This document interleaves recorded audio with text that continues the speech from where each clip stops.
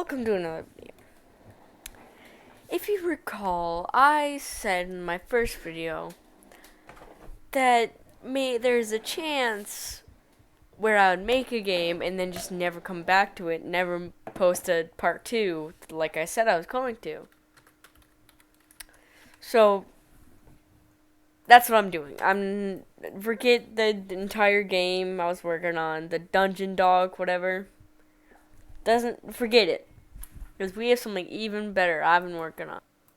But you see, look at this. It's just a wrench in the middle of nowhere. Like, there's no environment or anything. You're wrong. You would play and then, whoa, it's pixelated. I have a wrench and there's trees and there's like a shack over here and whoa. So what I did was this shack. I didn't model it, of course. I didn't model anything. I kind of hate the texture. This is definitely won't stay here, but this shack, there's one shack. It is randomly generated in this area. These trees are also randomly generated. All randomly generated. I did the animation for the wrench. Also, these trees don't have collision.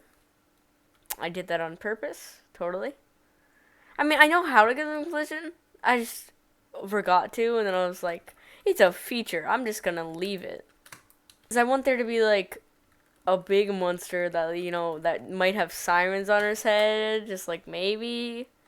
With, like, the very creative name never heard before called, like, Siren Head. But that is about it. That's what I've been working on. Planning on animating my own, like, shack. I mean, 3D modeling my own shack, not animating. I spent all of today animating.